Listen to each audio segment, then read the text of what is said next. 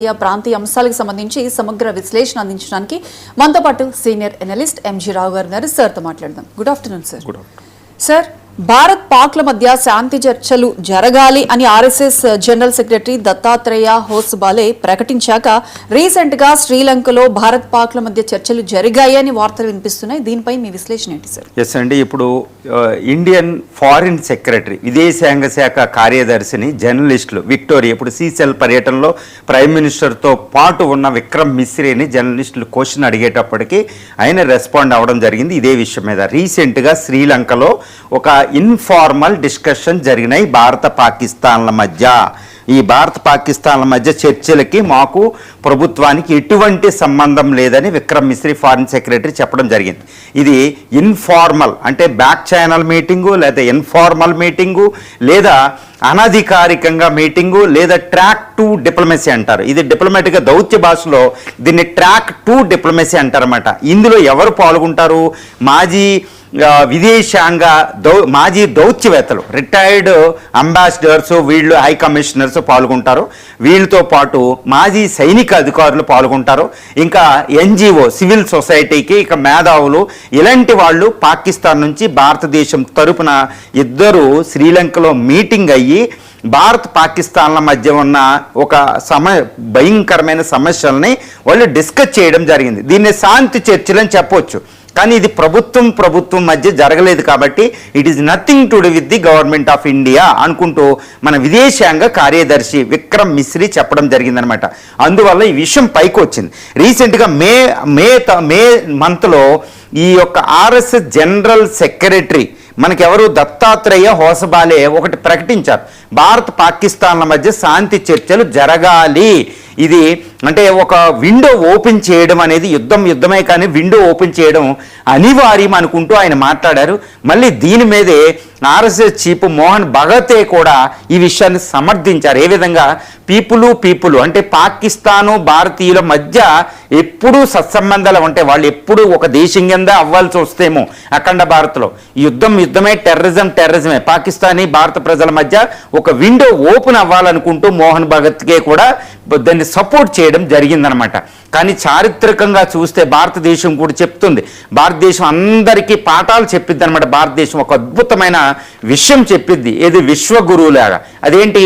యుద్ధాల బదులు మాట్లాడుకుని పరిష్కరించాలి అనే ఒక శాంతి సందేశాన్ని రీసెంట్గా ఈ ఇజ్రాయిల్ గాజాల మధ్య, ఇజ్రాయిల్ తర్వాత Iran America, Iran Gulf, Iran Israel మధ్య కూడా శాంతి చర్చలు అనివార్యం అని భారతదేశం ఎప్పుడూ చెప్తూ ఉంటుందన్నమాట.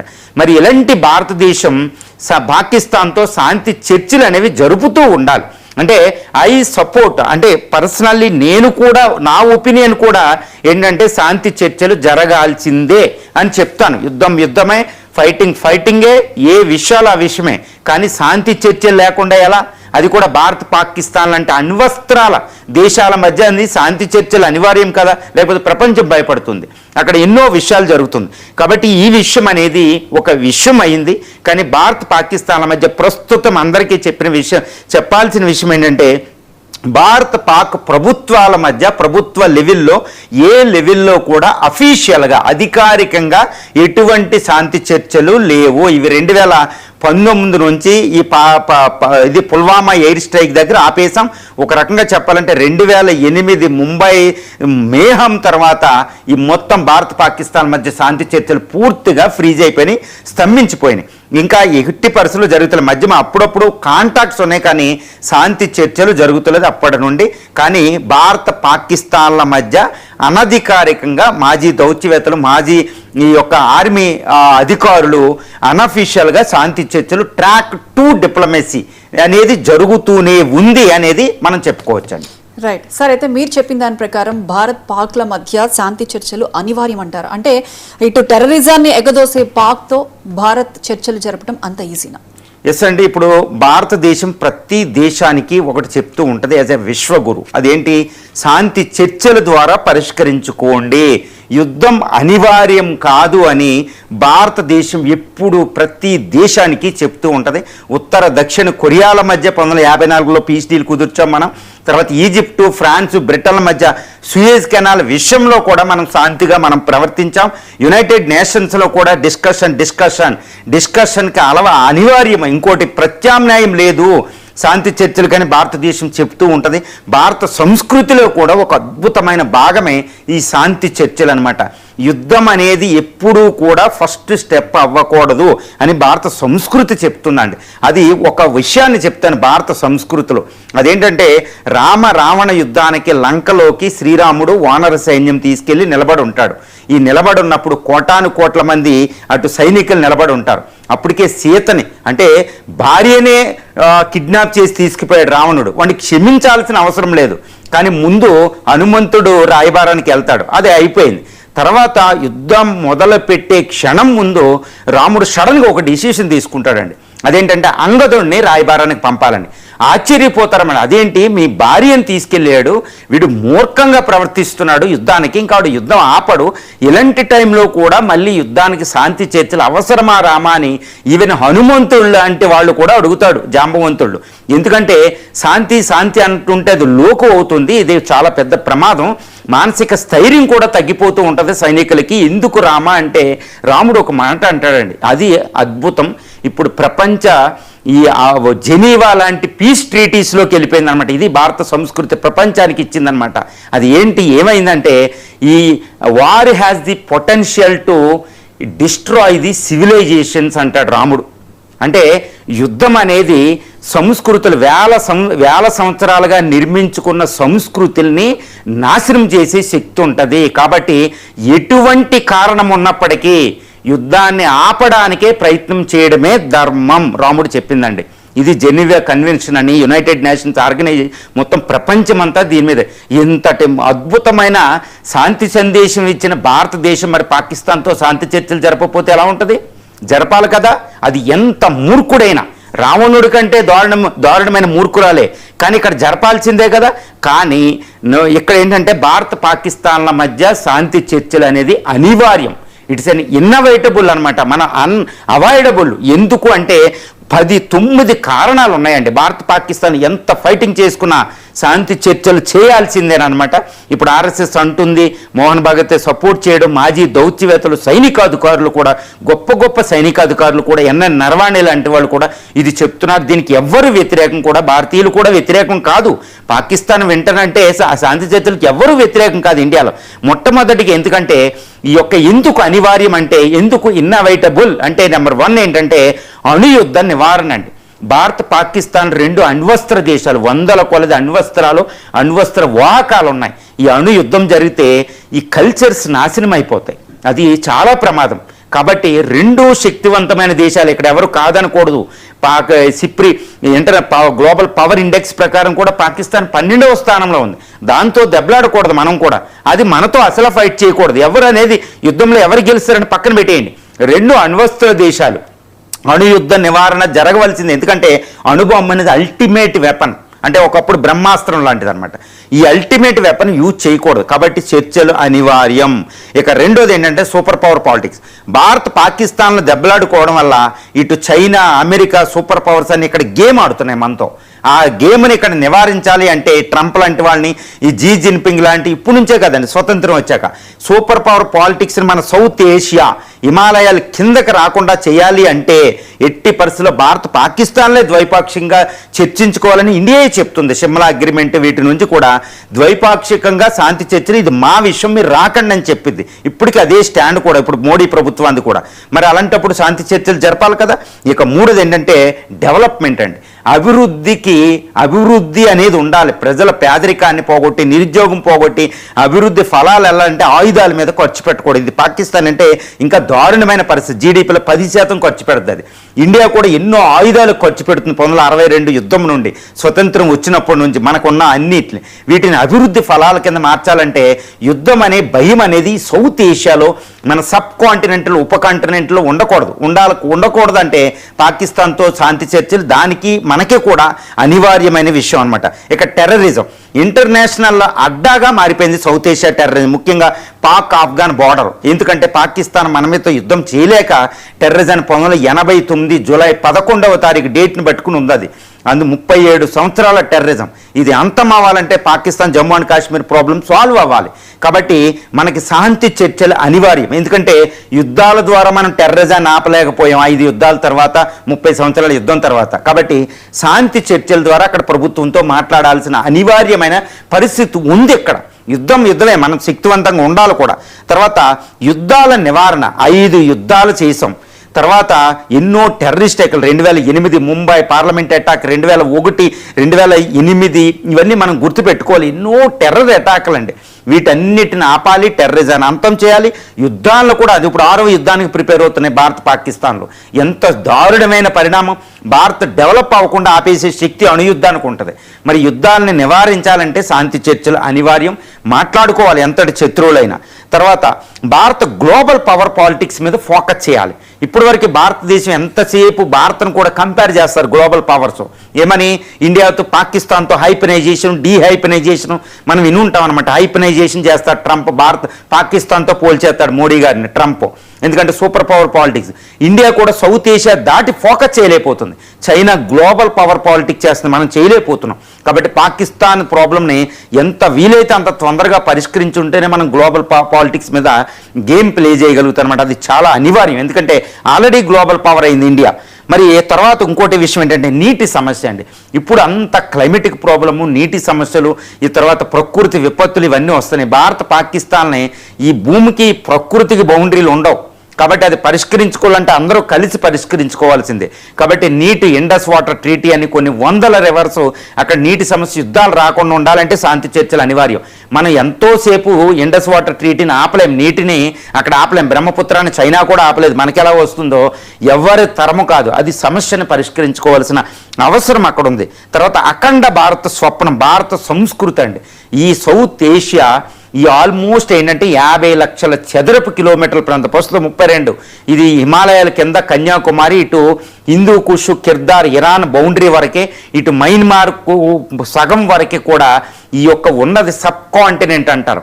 ఇది ఇప్పుడు భారతదేశం విడిపోయి కొంచెం అటు ఇటు ఏర్పడింది. కానీ భారత సంస్కృతిలో అలా ఎన్నిసార్లు విడిపోయిందో అది ఎప్పుడు ఒక ఖండం, ఒక ఉపఖండంగా ఉంటుందన్నమాట.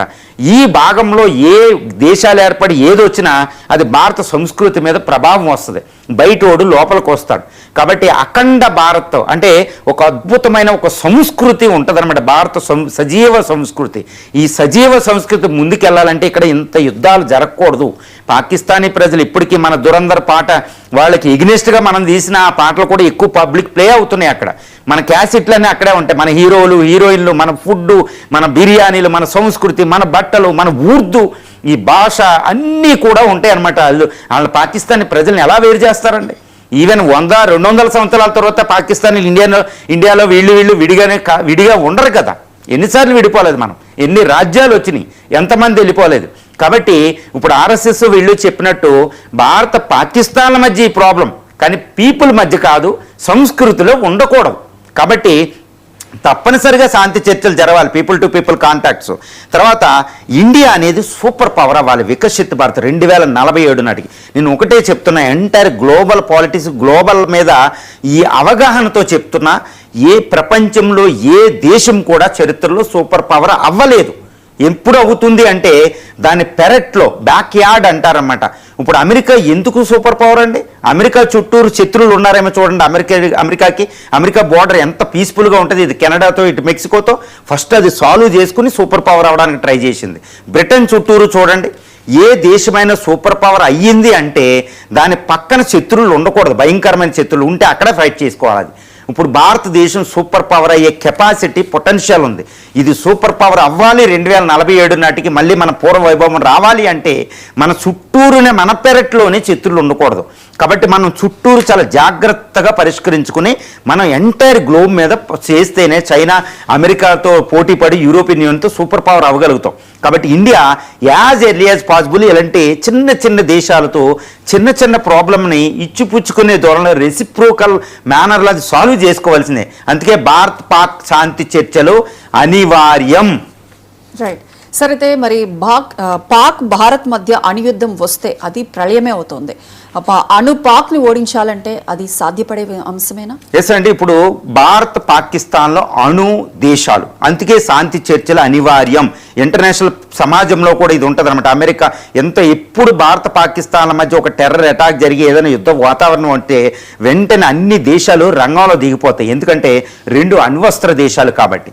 1988 నుంచి ఆల్మోస్ట్ అణ్వస్త్ర దేశాలు ఇవి కాబట్టి అప్పటి నుంచి చాలా భయం. రాజీవ్ గాంధీ 1988లో ఆపరేషన్ బ్రాస్ స్టాక్స్ అనే ఒక ఆపరేషన్ చేస్తే వరల్డ్ భయపడిపోయింది.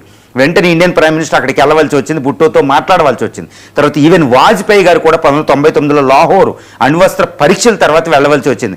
ఈవెన్ ప్రస్తుత ప్రధాని మోడీ కూడా 2015లో పాకిస్తాన్ వెళ్ళారు. పాకిస్తాన్ అధినేతలు కూడా ఇండియా వస్తూ ఉంటారు. వాళ్ళందరికీ తెలుసు అణ్వస్త్ర దేశాలు అని. ఆపరేషన్ సింధూర్ జరిగేటప్పుడు ఎక్కడ అణుయుద్ధం అవుతుందో అని భయపడిపోయాం. ఎంతటి భయంకరమైన వాతావరణం అంటే అది ఒకసారి ఊహించుకోండి. ఆ 3 రోజులు మే 7 నుంచి మే 10వ తారీఖు వరకు జరిగిన అణుయుద్ధ పరిస్థితిని ఊహించుకోండి. అసలు ఎవరు ఏమీ నిద్రపోలేదు పాకిస్తాన్ అయితే. ఈవెన్ పంజాబ్ హర్యానా, మనకు ప్రాబ్లం ఉండదు ఇక్కడ సౌత్ ఇండియాలో. పంజాబ్ హర్యానా జమ్మూ అండ్ కాశ్మీర్ ఢిల్లీ ప్రజలు నిద్రపోలేదు అటు పాకిస్తాన్ వాళ్ళు. ఎందుకంటే అకార్డింగ్ టు న్యూక్లియర్ సైంటిస్ట్లో ఒక రిపోర్ట్ ఒకటి వచ్చిందనమాట. మీరు దాన్ని ఎక్కడైనా చూడవచ్చు రీసెర్చ్ పేపర్లో. భారత్ పాకిస్తాన్ల మధ్య అణుయుద్ధమే జరిగితే ప్రపంచం అంతం. ఏంటి ఇంతలా ఉందంటే అది అవును. ఎందుకంటే భారత్ దగ్గర 190 అణ్వస్త్రాలు ఉన్నాయి, పాకిస్తాన్ దగ్గర 160 అణ్వస్త్రాలు ఉన్నాయి, include hydrogen bombs. Even Pakistan దగ్గర కూడా ఇటు షహీన్, ఇటు ఎవరో పృథ్వీ, మన దగ్గర పృథ్వీ మిసైల్, అక్కడ షహీన్ లాంటి మిసైల్స్ ఉన్నాయి. 2 భయంకరమైన ఎయిర్ ఫోర్సులు ఉన్నాయి. ఇప్పుడు అణుయుద్ధమే జరిగితే పాకిస్తాన్ అమృత్సర్ దాటి అణ్వస్త్రం వేయలేదు, అది మాత్రం ఒప్పుకోవాలి. ఇండియా పాకిస్తాన్ అంతా అణ్వస్త్రాలు వేయిస్తుంది, కానీ మనం పాకిస్తాన్లో అణ్వస్త్రాలు వేసినా మనకి డేంజర్ ఢిల్లీ వరకు, ఎందుకంటే రేడియేషన్ అది గుర్తుపెట్టుకోవాలి. ఇది ఇప్పుడు భారత్ పాకిస్తాన్ల మధ్య అణు యుద్ధం జరిగితే అటు ఇటు ఒక 50 అణ్వస్త్రాలు ఎక్స్చేంజ్ జరిగితే వెంటనే 50 కోట్ల మంది ప్రజలు భారత పాకిస్తాన్లో చనిపోతారంట. ఈ 50 కోట్ల మంది చనిపోయిన తర్వాత కేవలం ఎప్పుడు కూడా అణ్వస్త్ర యుద్ధం, న్యూక్లియర్ వింటర్ అనే కాన్సెప్ట్ ఉంటుంది, నెక్స్ట్ న్యూక్లియర్ సమ్మర్ అనే కాన్సెప్ట్ ఉంటుంది, అపోకలిప్స్ అది ప్రళయం అండి. న్యూక్లియర్ బాంబు దాడిలో చనిపోయినాడు అదృష్టవంతుడు ఈ ప్రపంచంలో. న్యూక్లియర్ బాంబు దాడి తర్వాత చనిపోవాలన్న మృత్యువు దగ్గరికి రాదు, కానీ చనిపోయినట్టే. ఆ విధంగా మనం చూస్తే ఈ న్యూక్లియర్ అటాక్లో డైరెక్ట్గా 50 కోట్ల మంది సెకండ్స్లో చనిపోతారు. తర్వాత ఈ nuclear radiation Bharat Pakistan boundary నుండి ఇటు Gulf, entire central Asia, China ఇవన్నీ విస్తరించేస్తుంది. ఎందుకంటే ఇటు మాన్సూన్లలో జెట్ స్ట్రీమ్స్ ఉంటాయి. ఈ గ్లోబల్ విండ్స్ ద్వారా ప్రపంచం అంతా విస్తరించి ఈ రేడియేషను, ఈ న్యూక్లియర్ వింటర్ వచ్చి కేవలం 6 నెలల్లో ప్రపంచంలో 500 కోట్ల మంది చనిపోతారు. అందుకనే ఈ ప్రపంచంలో ఎక్కడా అణుయుద్ధం రాకూడదు. ఉత్తర కొరియా, దక్షిణ కొరియాల మధ్య, ఈ చైనా, రష్యాలు ఎక్కడ అణుయుద్ధం రాకూడదు. అణుయుద్ధం ఒక చోట వస్తే గాలికి బౌండరీలు ఉండవు, వాతావరణానికి, భూమికి బౌండరీలు ఉండవండి, మనం గీసుకున్న బౌండరీలు ఇవి.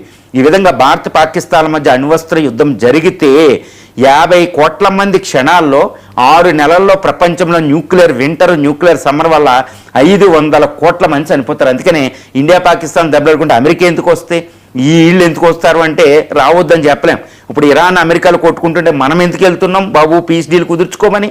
మనకి కూడా ఆయిల్ షాకులు తగులుతున్నాయి కదా. అక్కడ అణ్వస్త్ర యుద్ధం జరిగితే మన మీద కూడా వస్తుంది. సో భారత పాకులు అణ్వస్త్ర దేశాలు కాబట్టి అనివార్యమైన విషయం. మరి భారత్ పాకిస్తాన్ని నాశనం చేయగలదా అంటే ఇంపాసిబుల్. ఎందుకంటే ఇది ఇంపాసిబుల్ అంటున్నానని ఐఎమ్ వెరీ సారీ అండి. ఎందుకంటే 5 యుద్ధాల తర్వాత 37 సంవత్సరాల టెర్రరిజం అటాక్ తర్వాత కూడా పాకిస్తాన్ మనం అంతం చేయలేదు. Even the great United States of America after all Kim Jong ఉన్ని ఉత్తర కొరియాని నాశనం చేయలేరు. అది అణ్వస్త్రం. అణ్వస్త్రం సంపాదించుకోక ముందే దాన్ని అంతం చేయాలి. అణ్వస్త్రం సంపాదించుకున్న తర్వాత ఆ దేశాన్ని ఎవరు ఏం చేయలేరు. అందుకే ట్రంప్ కిమ్ జాంగ్ ఉన్ని అటాక్ చేయడు, ఇరాన్ అయినా అటాక్ చేస్తాడు. ఇప్పుడు పాకిస్తాన్ సకల శక్తులతో కూడుకున్నది, కసితో, ఈ పౌరుషంతో, విపరీతంగా కక్ష సాధింపులతో కూర్చుంది ఒక మ్యాడీ ఫీల్డ్ బనానా రిపబ్లిక్. మరి అణ్వస్త్రాలను అంతం చేయాలంటే అమెరికా, ఇండియా సూపర్ పవర్స్ అన్నీ కలిసినా పాకిస్తాన్ అణ్వస్త్రం ఏదో పక్కన ఉంటుంది. ఈవెన్ డర్టీ అణుబాంబులనే ఉంటాయి. కాబట్టి శాంతి చర్చలు అనివార్యం. శాంతి చర్చలు చేసుకుని ఈ పాకిస్తాన్ స్లోగా డెవలప్మెంట్ వైపు వెళ్తే ఆల్రెడీ పాకిస్తాన్ ప్రజలు యుద్ధాన్ని కోరుకోవడంలే, వాళ్ళకి తెలుసు. ఈవెన్ అక్కడ ఉన్న నాయకులు టెర్రరిస్టులే వాళ్ళు యుద్ధాన్ని కోరుకుంటారు, పాకిస్తాన్ ప్రజలు కోరుకోరు. వాళ్ళు ఇండస్ వ్యాలీ సివిలైజేషన్ నుంచి వచ్చారు. ఇప్పుడు ఇస్లామీకీకరణ అయినా వాళ్ళ ఒరిజినల్ డిఎన్ఏ ఇండస్ వ్యాలీ సివిలైజేషన్లో ఉంటుంది. అందుకనే దుబాయ్ నుంచైనా మన క్యాసెట్లు కొనుక్కుంటారు. వాళ్ళు గుర్తుపెట్టుకోవాలి, $10 బిలియన్ భారత ఉత్పత్తులు కొంటూ ఉంటారు కొన్ని సంవత్సరాలు వాళ్ళు దుబాయ్ నుంచి. అంత సంస్కృతి ఉంది ఇక్కడ. కాబట్టి పాకిస్తానీ ప్రజలకు అవకాశం ఇవ్వాలి అంటే ఈ దొంగ సైంటిస్టులు, తర్వాత అక్కడ టెర్రరిస్టులు, తర్వాత హార్డ్ కోర్ పొలిటీషియన్స్ దాటి ప్రజల దగ్గరికి వెళ్ళాలంటే శాంతి చర్చలు ప్రవేశపెడితే అక్కడ శాంతి చేకూరుతుందన్నమాట. అందుకే ఇటు రాముడు కృష్ణుడు శాంతి చర్చలకు ఎందుకు వెళ్ళారు? మనం ఇప్పుడు ఈ దేశంతో మనం శాంతి చర్చలు అనివార్యం కదా. అది అణుయుద్ధ నివారణ. పాకిస్తాన్ అణ్వస్త్రాలు నిర్వీర్యం చేయాలంటే అంత ఈజీ టాస్క్ కాదు. కాబట్టి శాంతి అనేదే యుద్ధాన్ని లేకుండా పరిష్కరించే ఒక విషయం అన్నమాట. సార్, అయితే భారత్ పాక్ల మధ్య వైరం వల్లే భారత్ సూపర్ పవర్గా అవ్వలేకపోతుంది అనుకోవచ్చా? ఎస్ అండి. 1947 ఆగస్టు 15న భారతదేశం స్వతంత్రం సిద్ధించుకుంది. సిద్ధించిన తర్వాత 1962లో ఒక మహా విప్లవం దొరికిందండి. ఒక రకంగా చెప్పాలంటే చైనా మన మీద అటాక్ చేసిన ఫలితంగానే భారత సూపర్ పవర్ అవ్వలేకపోయింది. మనం భారతదేశం పాకిస్తాన్తో యుద్ధాలు చేయడం వల్లే మనం సూపర్ పవర్ అవ్వలేకపోయాం. ఎందుకంటే మొదటి పంచవర్ష ప్రణాళిక నెహ్రూ ప్రవేశపెడితే 1951 నుంచి 56, తర్వాత 56 నుంచి 62 వరకే 2 పంచవర్ష ప్రణాళికలు మనం ప్రవేశపెట్టాం. ఈ 2 పంచవర్ష ప్రణాళికల తర్వాత ప్రపంచంలో భారత ప్రతిష్ట ఎక్కడికో వెళ్ళిపోయిందండి.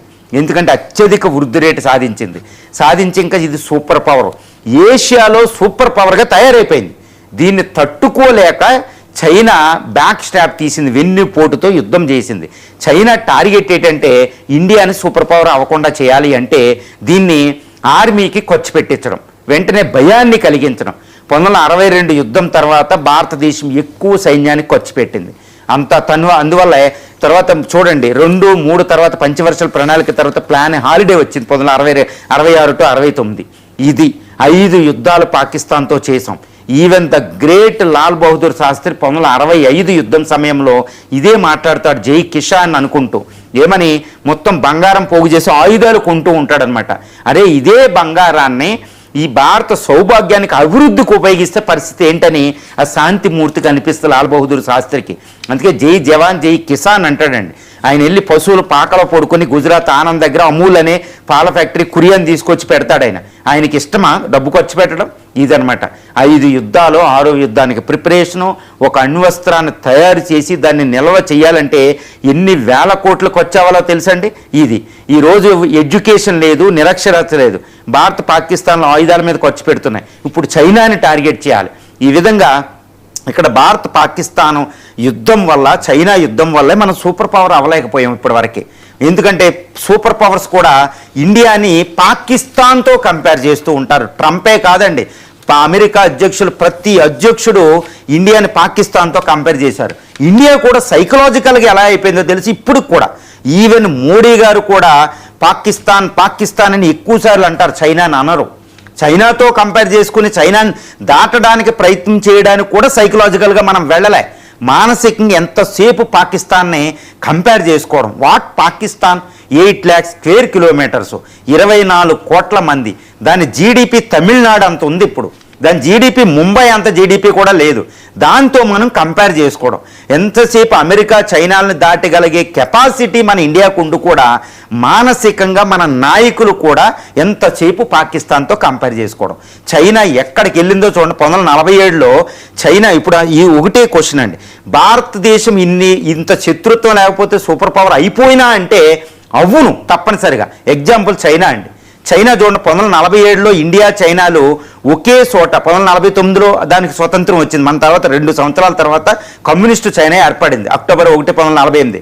1949, 1950 నుంచి భారత్ పాకిస్తాన్ల గ్రాఫ్ని చూడండి, అది 6 రెట్లు పెరిగింది. మనం ఇక్కడే ఉన్నాం, మనం పెరుగుతున్నాం. ఏనుగు ఎగురుతుంది కానీ డ్రాగన్ ఎక్కడికి వెళ్ళిపోయింది? సూపర్ పవర్ అయిపోయింది. ఇండియా ఎంతసేపు పాకిస్తాన్తో కంపేర్ చేసుకోవడం, ఈవెన్ చైనాతో కూడా మానేసాం.